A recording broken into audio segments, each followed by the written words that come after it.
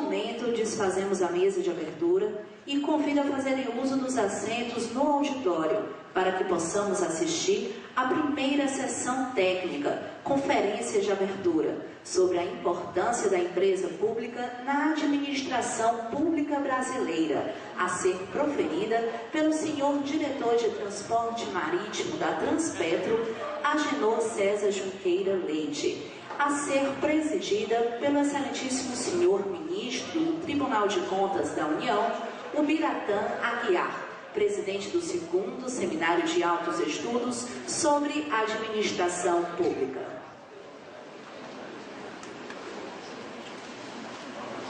Eu gostaria de, antes de iniciar, pedir para que presida essa sessão técnica a nossa conselheira Soraya Vitor.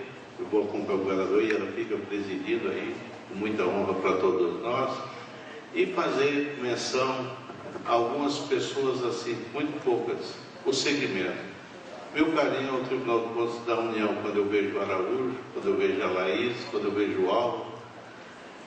Minha menção na família já está ali aos advogados do escritório. Eu estou vendo o André ali e o Yuri. Olha que coisa gostosa, gente. Minha neta advogada, Patrícia, aqui sentada na primeira pilha, não é? A gente vê a sucessão, a vida continuando. E ver dos meus companheiros das letras, dos sonhos das poesias, o Barros Alves, na última pena, eu também quero prestar minha homenagem, e aos seguidores, todos presentes, na pessoa desse amigo muito querido, Celso Lima Verde. Eu passo a palavra agora à presidente da mesa, conselheira Soraya Vitor. Meu bom dia a todos. Eu não posso deixar de também demonstrar minha alegria imensa de estar aqui, até porque entendo que esse é um momento ímpar que a sociedade está vivendo, com todas essas modificações e com a ênfase que se dá a realmente a participação popular, a participação social no acompanhamento das ações públicas. Então vejo com muita alegria esse momento e vejo com mais alegria ainda nós, servidores públicos, até porque eu sempre fui servidora pública de carreira, concursada, e vejo com muita alegria que nós precisamos nos aperfeiçoarmos, porque teremos cada vez mais a sociedade nos cobrando, nos mostrando que precisamos dar informação, que precisamos ser transparentes. E agora não por uma questão só e mera de vontade, mas por uma questão legal, né? Hoje nós temos aí os avanços da Lei de Acesso à Informação, da transparência e outras mais que serão cada vez mais demandadas pela sociedade. E aí vamos precisar dessas informações já disponíveis ativamente, ou se não, passivamente, tendo que montarmos aí instrumentos para que a sociedade possa buscar e buscar dentro de um prazo muito pequeno. Então é com alegria muito grande e mais ainda de ver, quero parabenizar todos vocês também de procurarem essa capacitação. É um esforço também de cada um de vocês, das instituições de vocês também que trazem e mostram essa capacitação. Então vocês sim estão todos de parabéns por estarem aqui participando desse momento. Mas nós vamos iniciar e eu tenho a satisfação de apresentar o Dr. Agenor César Junqueira Leite, diretor de Transporte Marítimo da Petrobras Transporte S.A., Transpetro, e que vem nos brindar hoje com uma palestra.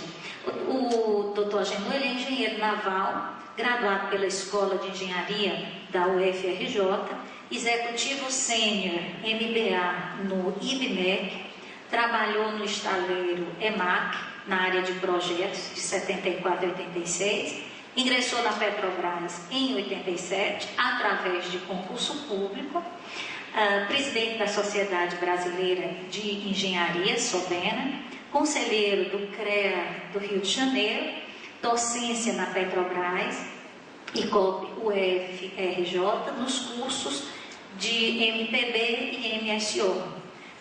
Portanto, absolutamente na linha do que estamos aqui fazendo. Então vamos ouvir a palavra do Dr. Junqueira.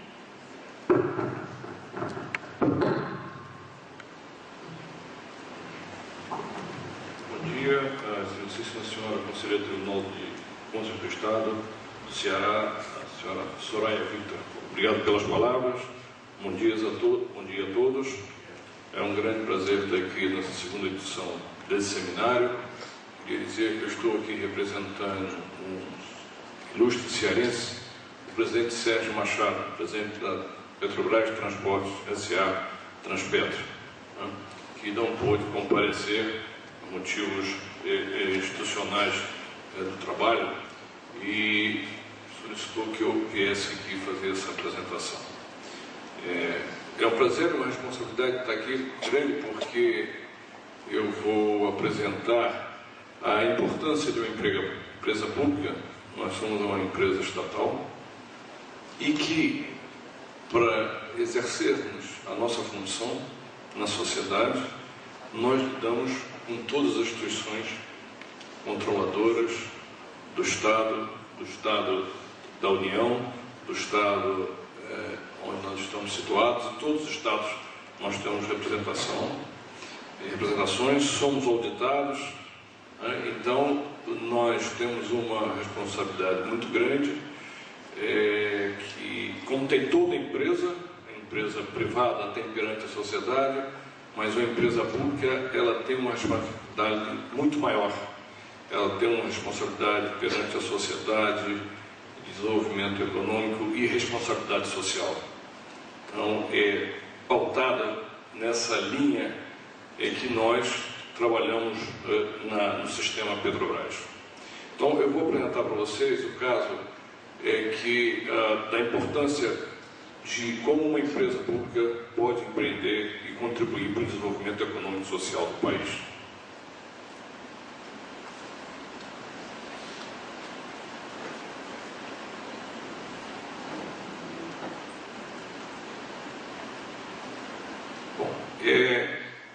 Essa daqui é a Transpetro. A Transpetro é uma empresa do sistema Petrobras, é a empresa de transporte e logística do sistema Petrobras. Ela desenvolve as atividades de transporte, armazenamento de petróleo e derivados de gás natural e biocombustíveis. Nós operamos 56 navios,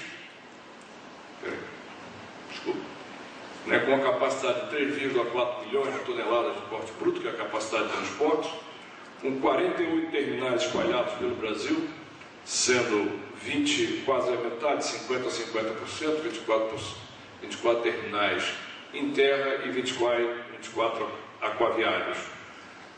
São, por exemplo, temos aqui Pecém, temos Suape, e assim vai ao longo do Brasil todo.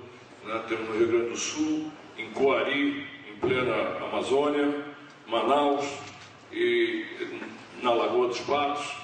Então, nós temos presença em todo o Brasil. Operamos aproximadamente 14 mil quilômetros de dutos, que são as nossas artérias que distribuem a energia pelo Brasil. Nós temos aproximadamente 7 mil quilômetros de dutos que transportam petróleo, derivados, claros, diesel, gasolina, biocombustível e gás liquefeito de petróleo, o gás de bujão. Eles são transportados em fase líquida. E temos a outra linha, que é a linha que transporta o gás natural, que hoje é ligado de norte a sul do Brasil, que opera o gás natural e tem uma estação, um terminal aqui em Pecém, e que pode distribuir para todo o Brasil. Essas operações ele é transportado no estado gasoso. Esse gás, todo esse sistema de tubulação, ele é operado remotamente. Tem os terminais, tem os remotos, as operações locais, mas ele tem uma operação remota em pleno centro do Rio de Janeiro, que opera 24 horas por dia. Está já aproximadamente 90%, todo ele já em modo remoto, de maneira que nós podemos acompanhar toda a distribuição, o transporte, as vazões, temperaturas, pressões, partidas e paradas de bombas, transferências, né? E qualquer situação de vazamento, e são 3 turnos, 24 horas por dia, e os operadores, isso além de aumentar a produtividade, tem uma grande função que é a função da segurança.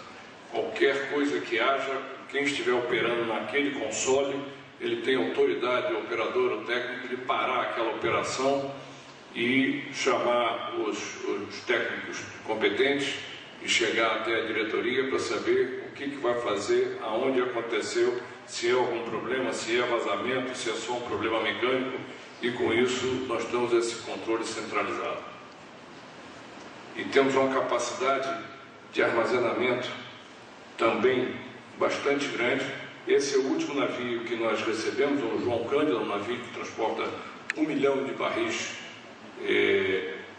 capacidade de transportar 1 milhão de barris de petróleo, né, já navegando, indo para a operação.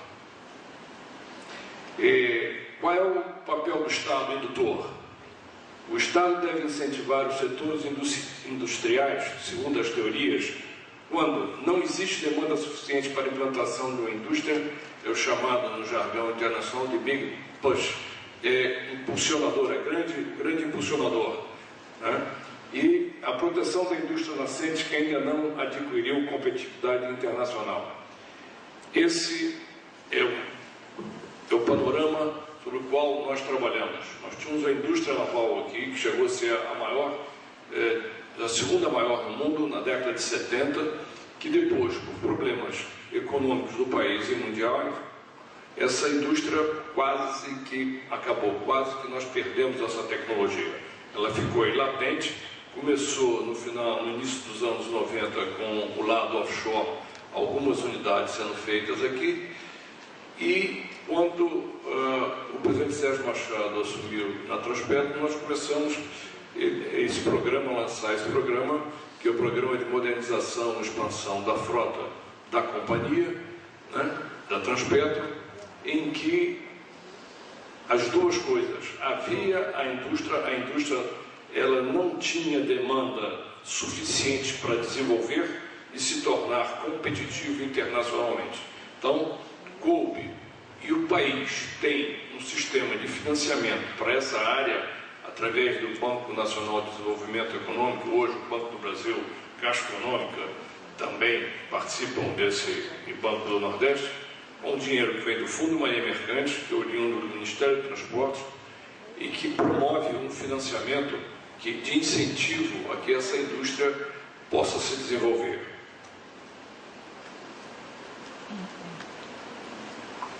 O Estado indutor, aqui alguns dados da taxa de investimento no mundo, né? A brasileira ainda é tida como, entre os países aqui do BRIC, a mais baixa. Nós estamos aí com aproximadamente 19,30%, enquanto a China chega a 54,20%.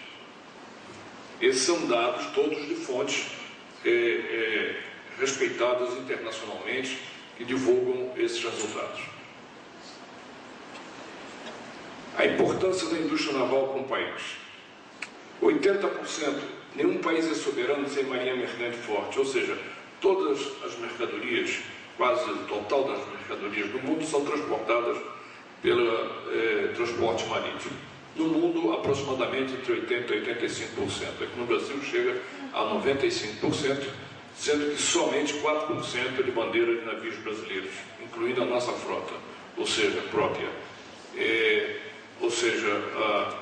Esse transporte mundial de mercadorias e produtos, e falando em sustentabilidade, que hoje é a palavra da moda, né, onde se discute muito a emissão de CO2, não há e não se tem notícia de transporte que tenha a maior eficiência por capacidade de carga e consumo de energia que o transporte aquaviário, quer seja ele marítimo ou fluvial. Esse é o Brasil. A capacidade capacidade que nós temos aqui, pouco utilizada, que é a capacidade de utilização do mar e dos seus rios.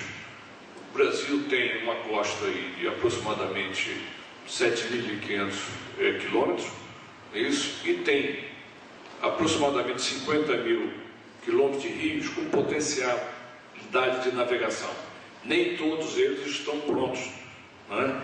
Faltam alguns, tem algumas conexões que têm que ser feitas, algumas ultrapassagens através de inclusas, mas nós temos aí a bacia da Amazônica, que é grande, nós mesmos navegamos com navios lá, entramos no oceano, lá em Belém, chegamos até Coari para escoar o óleo do Tefé, é isso, e levamos muitos produtos e petróleo para Manaus, para a refinaria ou para o terminal. Nós temos aí a bacia do Paraná, Paraguai, Paraná. Nós temos aí a bacia do Tietê, Paraná, hoje toda integrada, né? Nós temos o Tocantins, Araguaia, que está cada vez vencendo mais, sendo inauguradas as eclusas e já começa a se fortalecer o transporte fluvial, né? E o governo está incentivando muito, uma das modalidades é essa, a maneira de diminuir a logística nossa, com isso nos tornarmos mais competitivos, porque a logística é importantíssima. Você pode ter a melhor produtividade do produto que é fabricado numa determinada indústria, mas se ele não tiver uma indústria, uma logística eficiente, ele não vai chegar com preço no mercado para ele colocar ou ter a saída do seu produto. E se nós falamos também muito num país como o nosso, de dimensões continentais, e que nós hoje cada vez aumentamos a nossa balança comercial, nós temos que ter competitividade na nossa logística.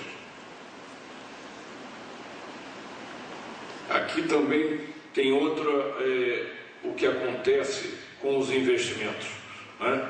Então nós podemos ver que para cada 1 milhão de real investido na construção de navios, isso aqui é um estudo feito pela Fundação Getúlio Vargas, ele gera direto aproximadamente 11 empregos, o impacto no emprego indireto aproximadamente 13, o impacto induzido, né, que a gente pode também chamar do efeito arrasto, é o comércio, são os fornecedores, são os restaurantes, e assim vai, os transportadores, nós podemos chegar aí a mais 58, ou seja, gera aproximadamente um impacto para cada 1 milhão, gera 82 empregos.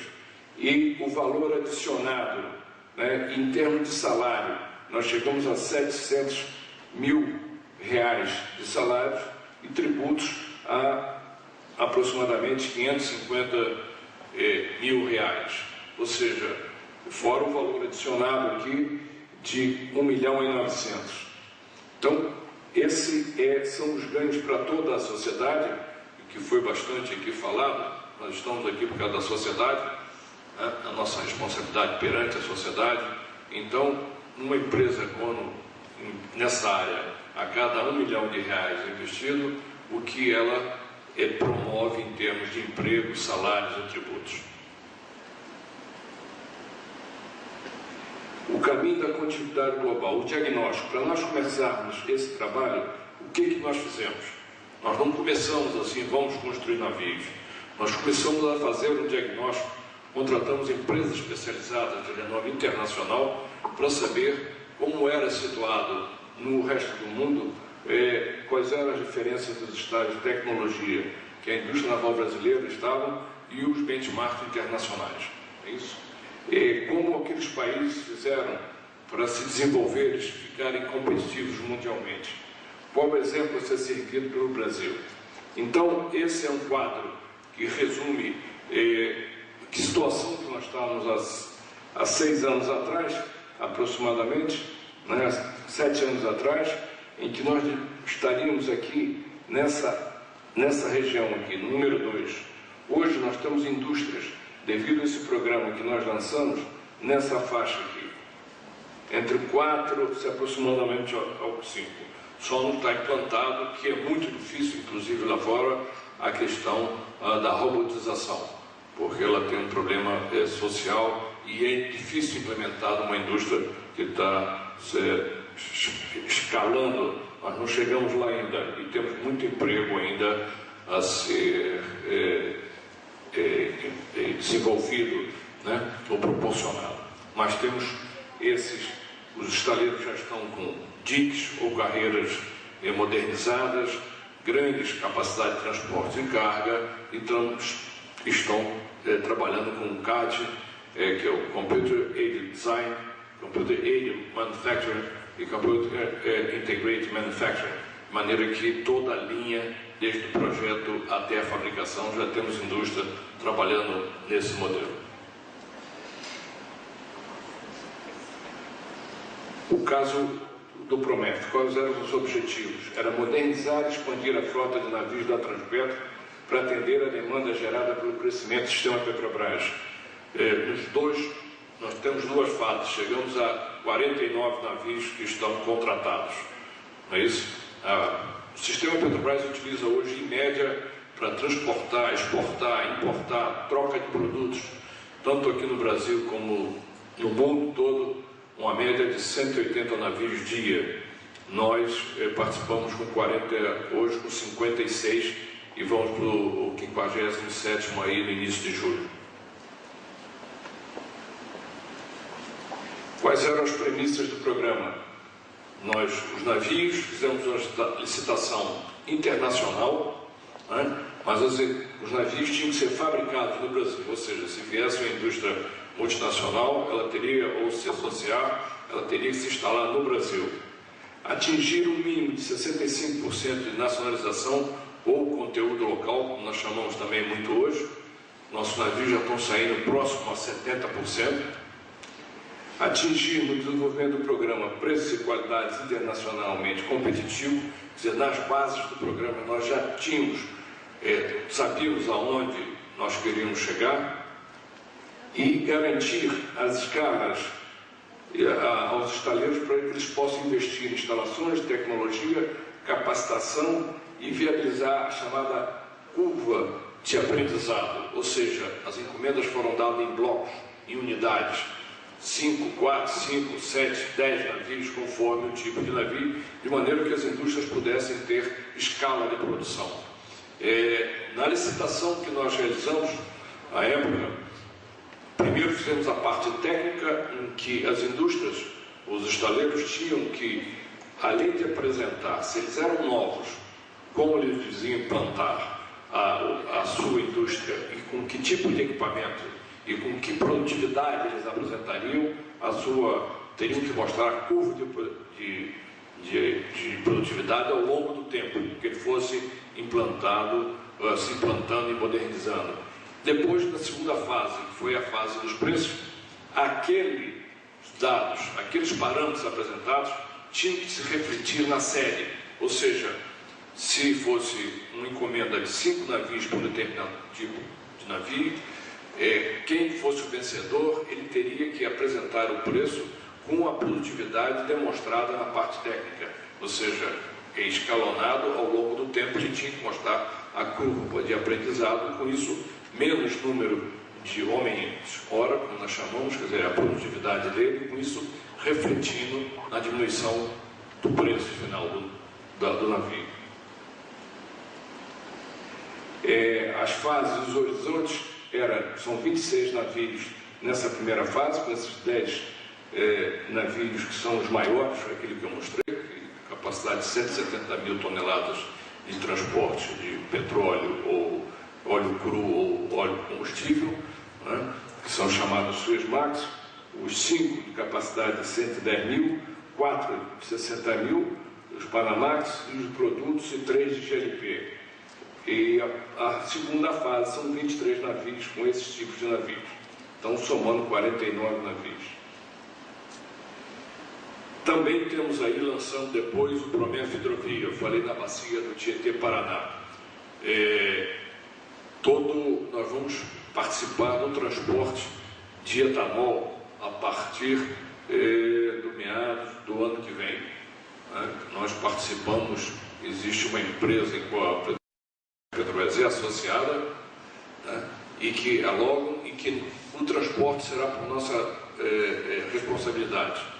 Nós entramos com uma empresa que vai captar o etanol em todo ali noroeste paulista, a parte de Minas, e chegando ali também em Goiás, e ao invés de ser transportado, nós vamos disputar com o transporte ferroviário, né, e rodoviário.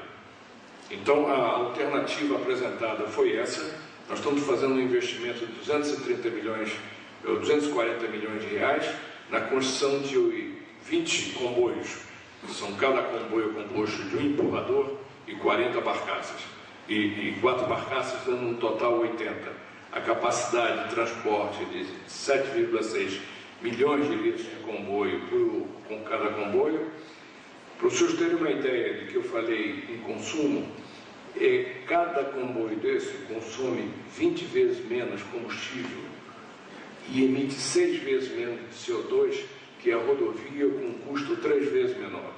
Nós, quando tivermos esses 20 comboios operando na hidrovia Tietê-Paraná, nós vamos fazer a ligação entre AMB, Araçatuba, Aparecida do Taboado e chegando até Presidente Epitácio, lá em São Paulo, já que é um dos últimos pontos navegáveis do Paraná, porque eu não consigo interligar lá embaixo na Bacia do Prata, porque não há eclusas ali em Foz do Iguaçu. Né? Então, tem todo esse trecho, vamos sair próximo a São Paulo, e de lá o etanol vai ser conectado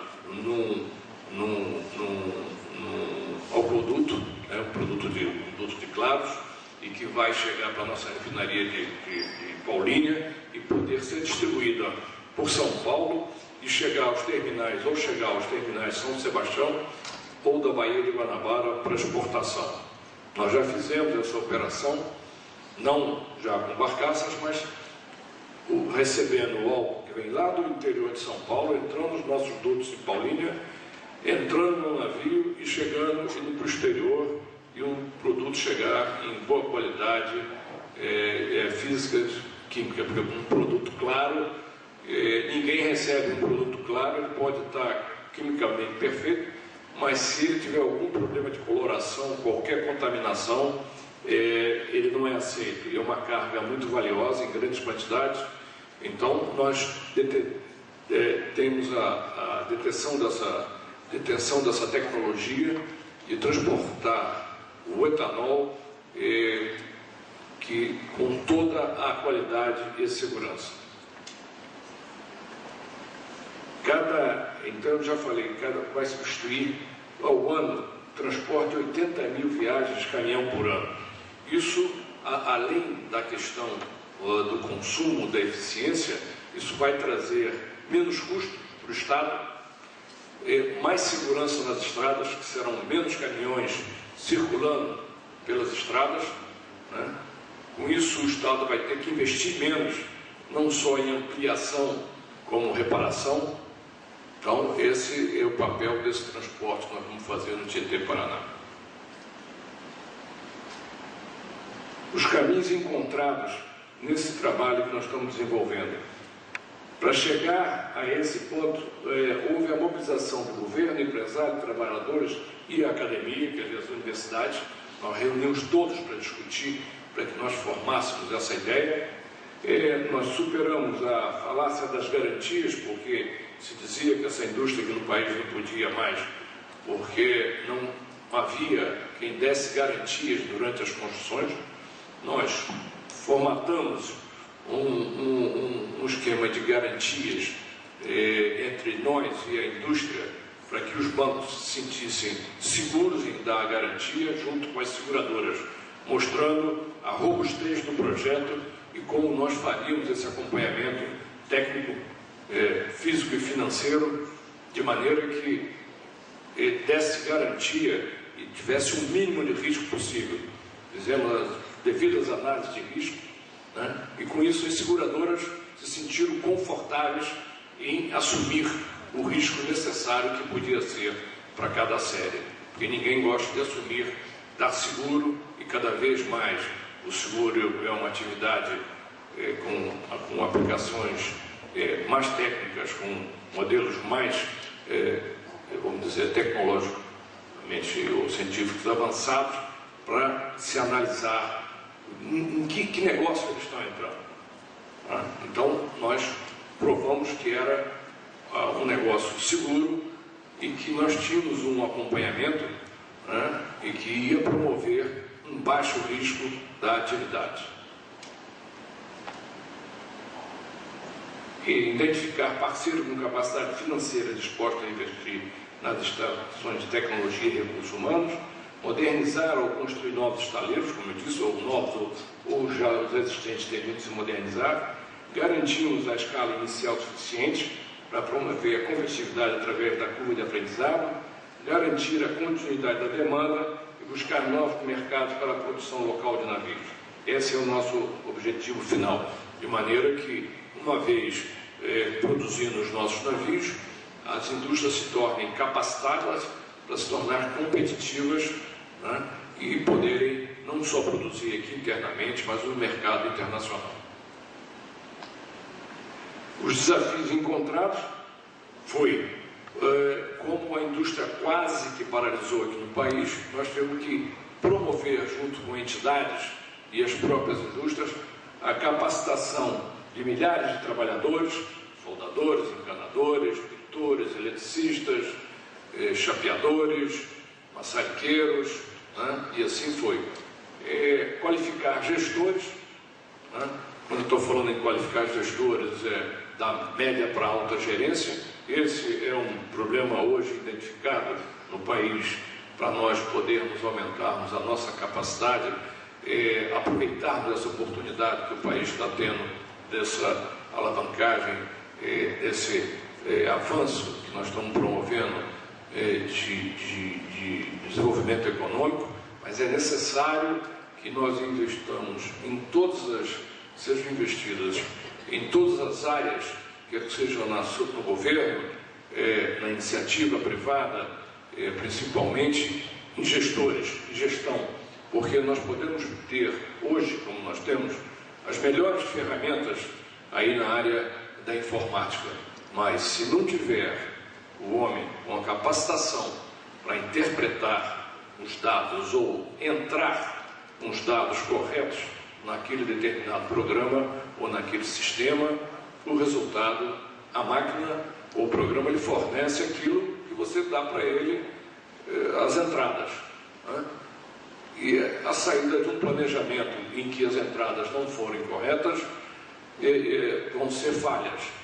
Você vai ter decepção, porque aquilo que você esperava produzir num determinado tempo, ele não vai ser cumprido. Com isso, uma coisa é informação, a outra é o conhecimento. E nós precisamos gerar muito conhecimento para que nós possamos ter o pleno poder de gestão. A falta de equipamentos, não tinha, a indústria estava praticamente parada aqui, fornecedora de equipamentos. A parte de licenciamento ambiental, que também era um desafio, e nós conseguimos caminhar nessa área, que é uma exigência hoje da sociedade. Qualquer empreendimento novo, ele tem que estar licenciado, ele tem que mostrar quais serão os seus impactos para o meio ambiente, desenvolver a cadeia de fornecedores e aumentar a produtividade dos estaleiros. Esses são os resultados já. Esse é um dos navios, e esse aqui vai ser entregue durante o lançamento agora no início de julho, lá no estaleiro Mauá, no Rio. Nós já recebemos 2 navios, o Celso Furtado e o João Cândido, em novembro de 2011, um em maio de 2012, vamos receber esse que está aí na foto agora no início de julho, e tem mais 3 navios em fase de acabamento nesse estaleiro, além de outros que já estão em fabricação.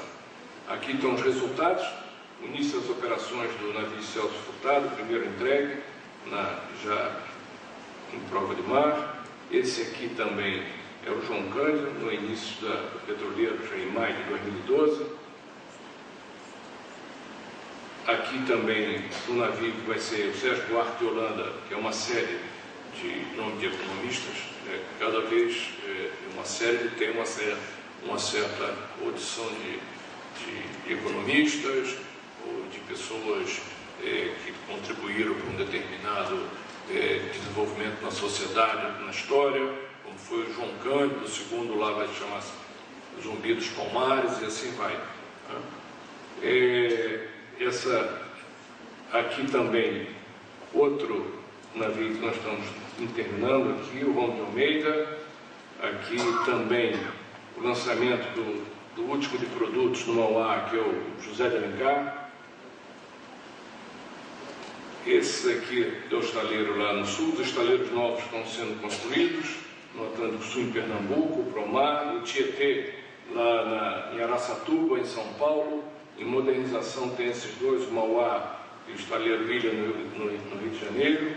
Aqui está o Atlântico Sul, que é um dos mais modernos que tem hoje no mundo, em termos de construção naval. É um navio que tem um dique que pode construir navios até 400 mil toneladas, com 2 pórticos, capacidade cada um de 1.500 toneladas, ou seja, ele pode juntar partes, como tem que ser a construção moderna, até 3.000 toneladas. Você faz na terra, do lado, no pátio, condições favoráveis de trabalho, a montagem, pega aqueles grandes blocos e une em partes dentro do dique em outra condição para ser lançado. Esse foi um investimento que a empresa fez em 2,5 bilhões de reais, nessa área de 1,6 milhões de metros cúbicos, com capacidade de processar aço, ou seja, de beneficiar, cortar aço, de 160 mil toneladas de aço por ano. Esse outro estaleiro que está sendo feito, que vão produzir os gazeiros, com esses investimentos, as áreas e essa capacidade também em Pernambuco. Aqui o estaleiro Tietê, lá em Araçatuba, sendo construído, já está pronto toda a parte de infraestrutura, vão começar a entrar os equipamentos da indústria para fabricar aqueles comboios que vão transportar o etanol. O Brasil hoje já tem a 4ª maior encomenda de navios, concorrendo aí com China, Japão e Coreia. Por determinado tipo de estaleiro, o estaleiro Atlântico Sul, por exemplo, é o 4º na carteira de navios aí, desse tipo aqui. Tem 13 navios Suezmax para ser construído, e dos Aframax ele está em 3º lugar aqui, mas no geral ele é o 4º. Aqui também esse estaleiro Eiza, já no tipo Panamax, está entre os maiores do mundo aí, em capacidade de encomendas, com 12. A empresa do grupo EBX, a OSX, da parte de construção naval, também ela está bem destacada em 5º lugar. Está sendo feito um novo estaleiro no Porto do Açul, no Rio de Janeiro, que tem encomendas da Petrobras, porque além desses navios da Transpetro, a Petrobras encomendou outros 39 para as indústrias brasileiras de navegação, empresas privadas, dando uma demanda de utilização, quando estiverem pronto, um contrato de afretamento de 10 anos. Então, a parte, vamos dizer, da indústria privada teve o incentivo de uma empresa pública, como no caso aí, pública, com a maior participação do governo, que é a Petrobras, para incentivar também as indústrias dos estaleiros através de que, promovendo que os empresários privados participassem. Esses são os estaleiros brasileiros, hoje já garantem quase 60 mil empregos diretos. Então nós estamos falando que através dessa indução desse programa nosso, nós criamos uma nova indústria naval no país, com prioridade para a mão de obra local, gerando renda nas regiões dos empreendimentos. Em Pernambuco, foi gerada oportunidade para aquelas pessoas que só tinham os trabalhos sazonais na cana, e dos jovens e donas de casas, jovens que não tinham futuro ou emprego, porque a filosofia é gerar a mão de obra para promover o desenvolvimento econômico e social local, não como se fazia em tempos passados, que você implantava uma indústria numa região e trazia os especialistas de outra. Então, o que nós promovemos é que as indústrias e os órgãos de ensino, de especialização, promovam a capacitação local. Esse é o número de grandes estaleiros que estão sendo implantados no país. A segunda fase que nós estamos trabalhando agora é essa fase de aproveitar a demanda mundial. Nós temos aí hoje uma capacitação de encomenda de 5,6 mil navios no mundo, com uma capacidade aí de geração de receita de 320 bilhões de dólares. Essa indústria naval forte, essa lá em Pernambuco, aquele maior estaleiro, né? Então, eles hoje já estão em plena operação, mas nós temos problemas e que nós precisamos promover o chamado choque da produtividade, que eu já falei um pouco aqui, através da curva nós estamos recebendo as primeiras unidades, mas nós, dentro dos nossos objetivos, dos nossos compromissos, nós não estamos satisfeitos, porque nós não estamos chegando na produtividade, nós já deveríamos estar chegando nessa altura do programa. Então, nós estamos trabalhando bastante, exigindo que as indústrias continuem se capacitando e procurando parceiros internacionais, de maneira que elas possam chegar aos patamares reconhecidos mundialmente. Através do quê? Da melhor qualificação profissional e mais formação, aquilo que eu falei dos gestores, que basicamente nós detectamos que o problema está na média e alta gerência, não é lá na parte laboral, porque essa você forma e ela tem um tempo curto de formação, mas a parte de gestão, de controle, essa que é o grande desafio hoje nosso. Processos produtivos modernos já estão implantados e precisamos trabalhar com um elevado índice de acabamento avançado. Isso tudo faz parte da gestão e do planejamento, ou seja, quando o navio for fechado, toda a parte interna de sistemas, equipamentos, tubulações, cabeamento, máquinas, estejam todos instalados. Com isso, o navio, ao terminar a obra, ele está pronto, apto a ser entregue. Senão, o retrabalho é que consome, isso em qualquer atividade produtiva, de construção e montagem. Se ela não for muito bem planejada, se não houver os marcos determinados, se o equipamento que estiver colocado naquele dia, naquela hora, não estiver presente ali, aquilo vai demandar depois um retrabalho. Assim como qualquer processo, até no dia a dia nosso, quem trabalha com gestão, trabalha na administração, se os processos não andarem no seu tempo e cada um fizer a sua parte, aquele processo não caminha. Ele vai ficar girando, daqui a pouco ele está passando pela mesma pessoa e o cliente final não é atendido. Então, esse aqui, para terminar, foi o Celso Furtado, esse navio que foi o primeiro a ser entregue. A primeira viagem dele, ele veio trazer produtos claros aqui em Mucuripe, né? Eu vim aqui assistir esse descarregamento, operou plenamente. Para os senhores terem uma ideia, esse RINA é o Royal Institute of Naval Air, que é o Instituto inglês, o Instituto Royal dos Engenheiros Navais da Inglaterra, é o mais antigo na sociedade técnica do mundo, e ele todo ano promove os mais significantes navios. Ele pega os projetos que foram feitos no mundo e seleciona alguns para promover os navios mais significantes. Esse navio, projetado aqui no Brasil e construído aqui, foi elencado como um dos mais significantes de 2011. Naturalmente, isso não leva só se o navio é bonito, não. Isso é toda uma parte técnica. A eficiência energética dele, as características do casco versus capacidade de transporte, o tamanho dele, a manobrabilidade, tudo do projeto, os materiais empregados, a segurança, e assim vai. E nós tivemos esse privilégio de sermos elencados nessa importante sociedade. Obrigado.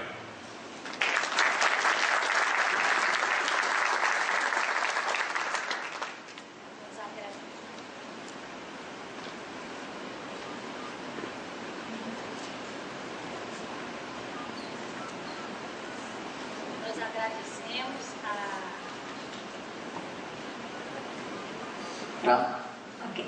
Nós agradecemos as palavras, a brilhante apresentação do doutor Agenor, e verificamos aí todo como foi colocado o posicionamento da Transpetro, essa empresa pública, no contexto nacional, também nessa visão do contexto internacional e no contexto realmente do transporte marítimo. É interessante verificar também todos os ensinamentos tirados, né? Sem planejamento não vai, sem cobrança também não. Então, se chegar aos resultados que foram mostrados, aos navios que já estão aí em mar, né? Já também toda a implantação do programa é importante exatamente para contextualizar como a gestão pública enxerga esse posicionamento no caso específico, que é o case da Transpetro, e como isso pode realmente trazer meditação para nós, servidores públicos. Então, eu gostaria muito de agradecer. E, infelizmente, nós não vamos ter tempo, em função já do avançar da hora, de fazermos perguntas, mas temos, e com certeza a plateia deve estar satisfeita pelo conhecimento e pela trazer essas informações que muitas das vezes nós não conseguimos ter dentro dessa visão de planejamento e de gestão pública que foi aqui tratada. Então, muitíssimo obrigada, e gostaríamos agora de chamar a nossa cerimonialista para fazer os encaminhamentos ainda dessa sessão. Muito obrigado. Neste momento, o senhor presidente da Fundação Instituto Delmiro Gouveia para o Desenvolvimento, Sabino Henrique, fará a entrega dos certificados de participação à presidente da mesa, a excelentíssima senhora conselheira do Tribunal de Contas do Estado do Ceará, Soraya Victor.